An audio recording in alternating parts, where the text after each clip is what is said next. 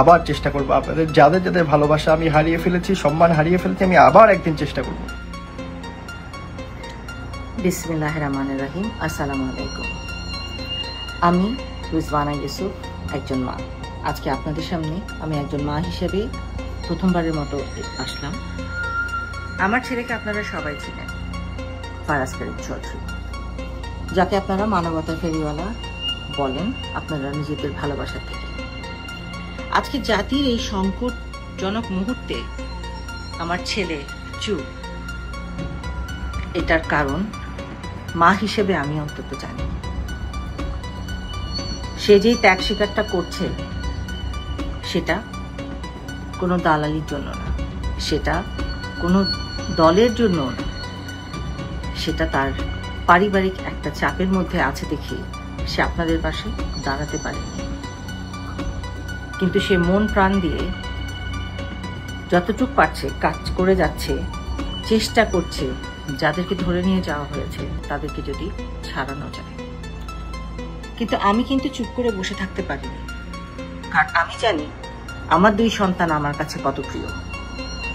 একটা মা হিসাবে আমি বারবার আমার ছেলের দিকে তাকিয়েছি, কিন্তু তার দিন ও 5-6 রাত ঘুমায়নি যখন এটা শুরু হলো।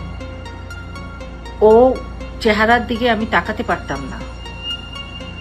আমি মা হিসেবে কিরকম একটা সংকটময় অবস্থানে দাঁড়িয়ে আছি সেটা গত কিছুদিন ধরে আমরা সবাই পরিবারে সেটা এটার ভিতর দিয়ে যাচ্ছি। কিন্তু আজকে না আর চুপ থাকতে পারলাম না, আর ভয় আমার লাগছে না। আজকে আমি আমার ছেলের জন্য আপনাদের কাছে ক্ষমা চাচ্ছি।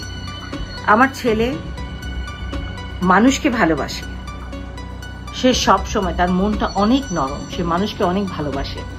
আজকে আপনাদের পাশে সে হয়তো শ্বশুরের নাই, কিন্তু মন প্রাণ হৃদয় জুড়ে সে আপনাদের সাথে। আমি আমার ছেলে হয়ে আমি লজ্জিত, আমি আজকে লজ্জিত বলছি নিজেকে, মা হিসেবে আমি লজ্জিত আপনাদের সন্তানকে সাথে আমার ছেলেকে পাঠাতে পারি। আমি আজকে প্রথমবারের মতো আমার ছেলের সাথে আপনাদের সামনে এসে দাঁড়িয়েছি, একজন অপরাধী মা।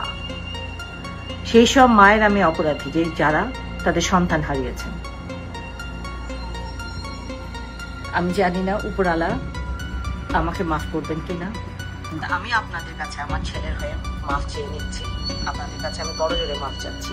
আমি কখনো আমার জীবনে আমার সাথে যারা ছিল কেউ কোনোদিন এই কথা বলতে পারবে না যে আমি এইসবে কোনোদিন সমর্থন দিছি, দুর্যোগে কাজ করেছি, কিন্তু এটাতে আমি করতে পারিনি। এটা আমার ব্যর্থতা, এটা আমাকে নিতেই হবে। আমি জীবনে যদি কখনো সুযোগ পাই আমি আবার চেষ্টা করবো। আপনাদের যাদের যাদের ভালোবাসা আমি হারিয়ে ফেলেছি, সম্মান হারিয়ে ফেলেছি, আমি আবার একদিন চেষ্টা করবো।